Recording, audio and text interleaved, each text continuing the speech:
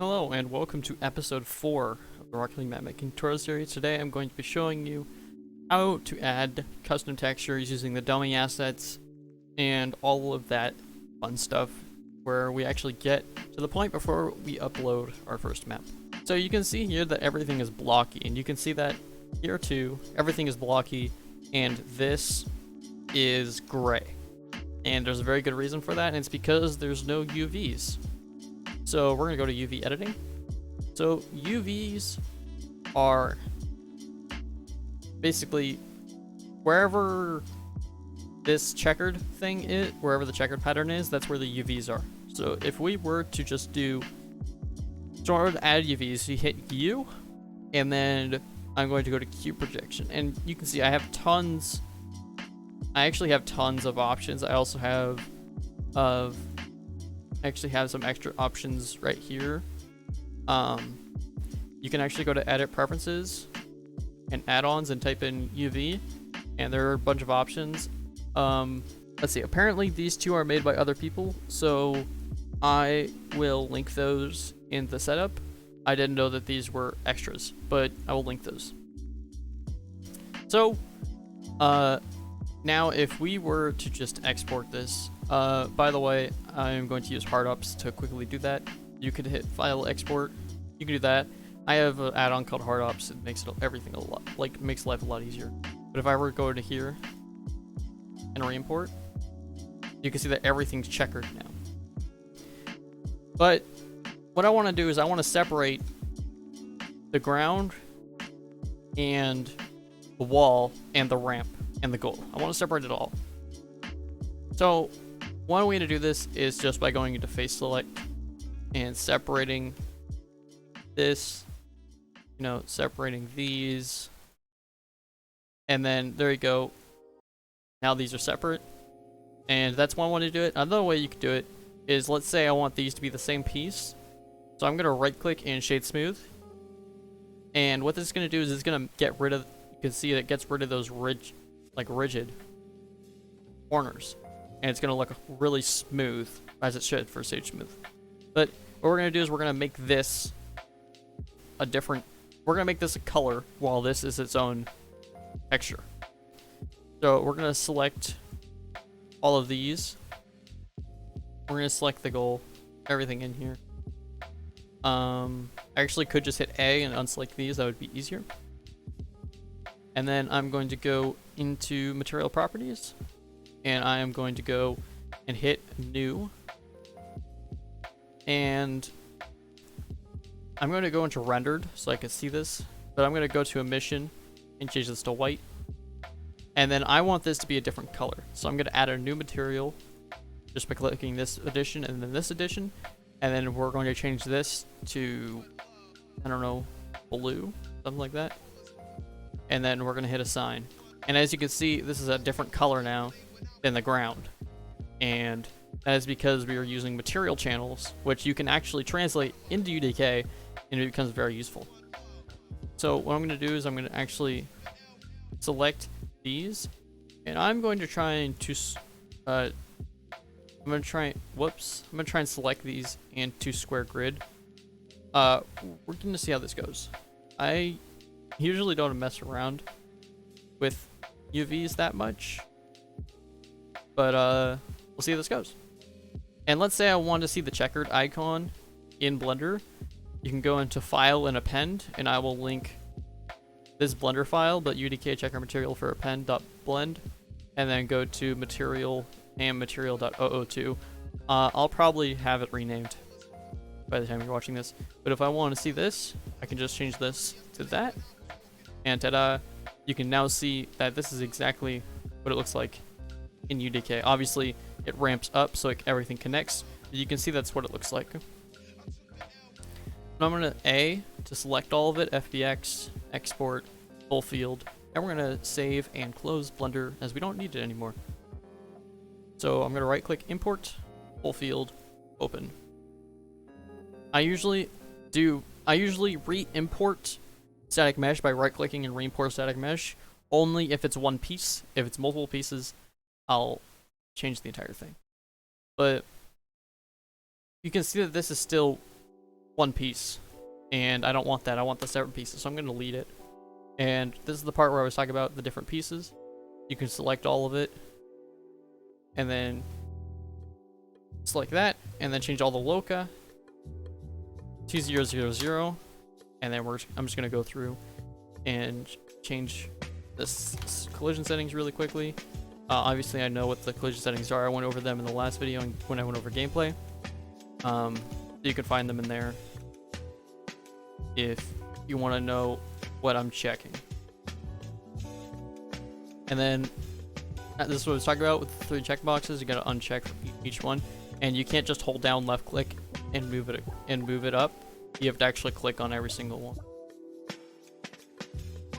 And done. So you can see that this is one piece, and then our 2 separate pieces here. So I'm gonna save the current level, and now we want a custom texture on the. I want a custom texture on the floor.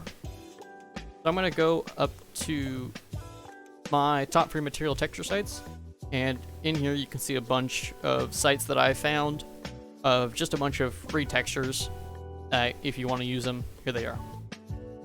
My favorite is CCO textures. This is where I picked every single texture for domination. This is just my favorite place to go. I just like it the most. I'm gonna find a really simple one. There are tons of materials in here. They're like 1,000 something. So you can pretty much find anything you want. And everything on the site is free also, which is a big bonus. But I think I like this concrete hexagon type thing. That looks pretty good. And you can go down here. Sometimes Sketchfab will have a preview that you could look through. Yeah, sometimes that's there, but I usually just look at this and hey, that looks good. I'm gonna download these as 2K textures because I always download textures in 2K, it just looks the best. It's gonna download it as a WinRAR.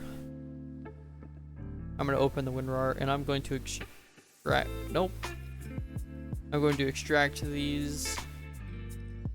Okay, I'm gonna extract these into the tutorial series folder, and you'll be able to get these exact textures that I'm using in the description, or no, not in the description, in the Google Drive. They'll be in here.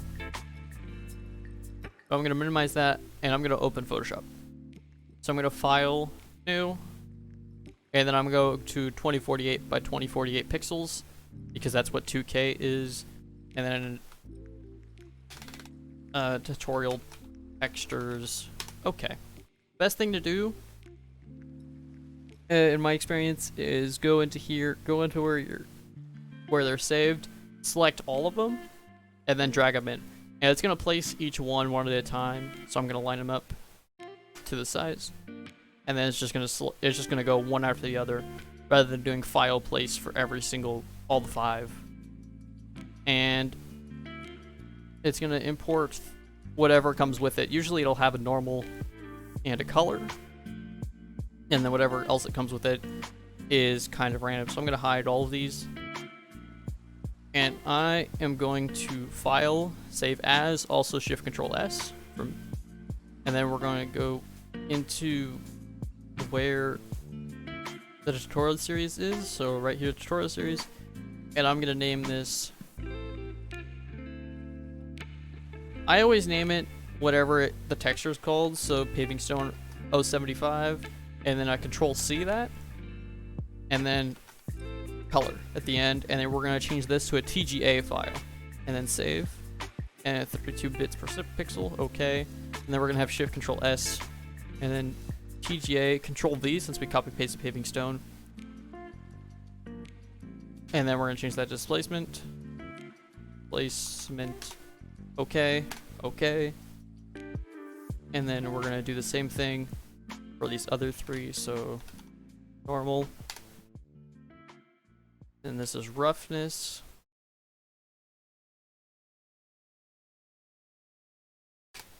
and then this is ambient occlusion. That's we probably won't use it. There are a lot of limitations for what we can do with custom texture, but we'll see if we end up using it. And then I'm gonna save this also in the tutorial series, so you can open this Photoshop file and you can look at this if you wanted to. And then we are going to go into our content browser, and we're going to right click import, and we're going to import those TGA files that we just made from Photoshop. And then OK to all. Since we're using 2K textures, this will take a second for it to process, so I'll be back when it's done doing that. Alright, and right here you can see our texture 2Ds are all right here. And the reason you use TGAs is because it's a lossless texture format, and it makes everything look nicer. So we're going to go to Engine Debug Materials, and we're going to search for Texture Paint to Texture Paint to Text Color, and then we're going to right click and create new material instance constant. And then this is called Tutorial Series version 2, and then we're going to rename this. I still have Paving Stone copy pasted, so I'm going to change this to Paving Stone 75 underscore MIC. And it's going to create an MIC, which is a material instance constant. So if we go in here, go to texture parameter values, under parameter groups, texture parameter values, there's a bunch of options here. So what I'm going to do is you basically get to mess around with where everything goes. First of all, the normal, check normal, that goes into here. So it already has the shape of the hexagons. The color is going to go into paint texture. Displacement is going to go into diffuse. Roughness is probably going to go into the specular. And ambient occlusion isn't used. I usually never do. But you can see that we've created an MIC, and if we drag this onto here, you can see that our hexagons are here. And this is going to show up in game, just like this. And you can see that it actually looks like it's kind of off the ground, even though it's not. That's what the normal does. But now we got a texture. So let's say we want to make these hexagons smaller. Well, we need to go back into Blender. So if we want to make those hexagons smaller, we can select it all, go back to cube projection, and then scale this up by 15 or something. Or that's probably too big. Let's do 10. And then we can select all again, and then re-export the FBX as full field, and then UDK, and then close and save that. Back in UDK, right click, and import, and then we're gonna go full field, open, and OK to all. And as you can see, the hexagons are much smaller than they were before. And you can see the hexagon it's a seamless material, but you can see that the dark parts will repeat however many times it needs to. So I want to add two different colors. I want to make this ground, I want to make this ramp white and this blue. Or maybe I'll make this gray. I don't know yet, but I want to use two different materials. So what I'm going to do is I'm going to go into here, into my content browser again. I'm going to go up to Engine Debug Materials, and I am going to create a level colorization lit material. So there are two different ways to create colors. You can do lit or unlit. Lit means it will use the shadows. Unlit means it won't. So I'm going to create new material instance constant of the level colorization lit material, and then I'm going to type in tutorial series version 2, and then we're going to go here, and I'm going to make this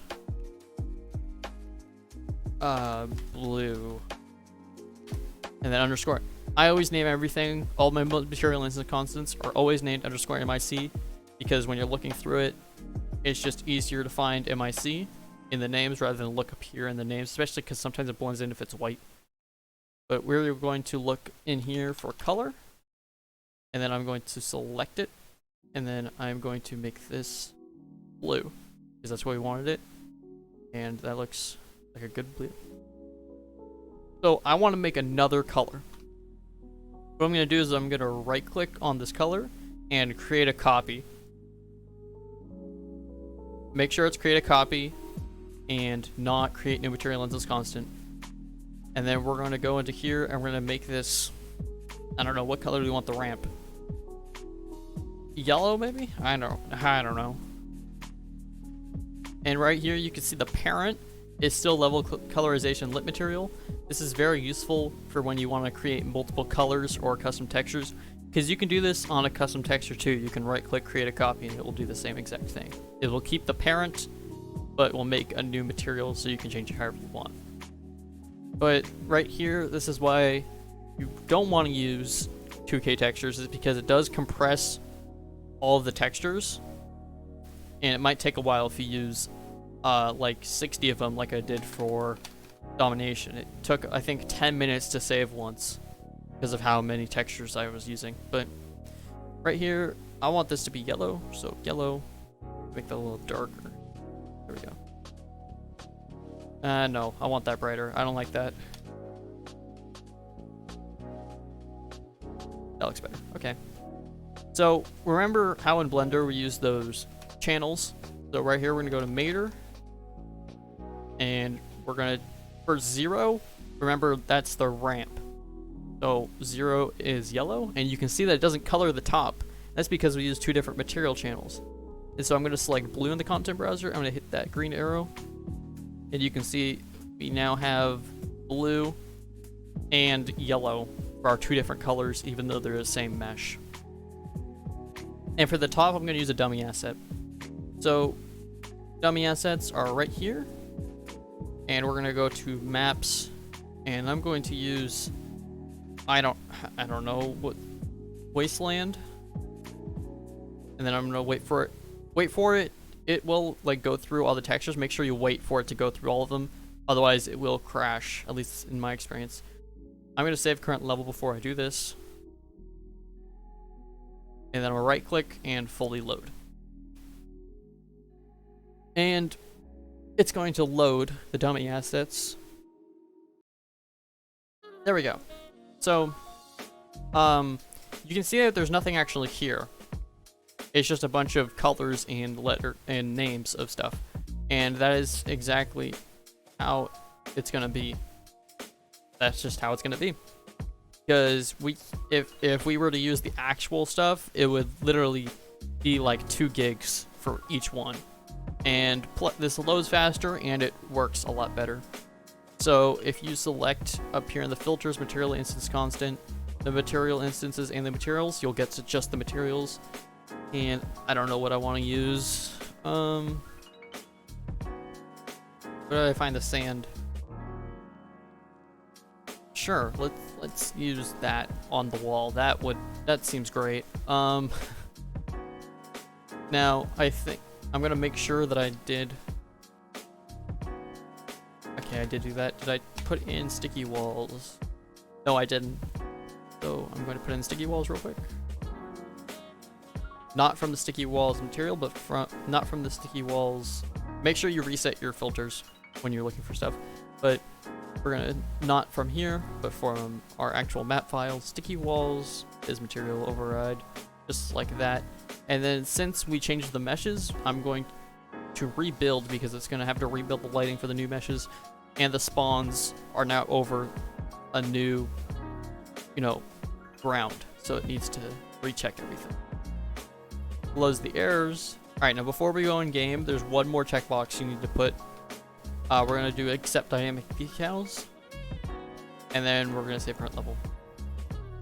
And I actually already have Rocket League loaded, but I'm going to go into maps, tutorial series, Utopia override, and then create land match. And what the accept dynamic decals is going to do is we can see the ball circle on the ground now. You can see our texture on the ground. You can see the different colors. The sand is on the wall. Now you can see the ball. And if we actually hit it up towards the goal, you can see the circle gets smaller and it moves with the ball exactly how it should. Let me just try and score with mouse keyboard. There we go. And 3 points still, as we set up in episode 3. And that's how you texture everything. I'll see you in the next episode where we actually upload this to the workshop. You could also skip the next episode, and because we're going to talk about Kismet in episode 6, and we're going to talk about how to use moving objects and all that stuff in the future, how to make rings maps. So you could just wait if you wanted, or you could keep watching. But that's going to be it. I'll see you in the next episode.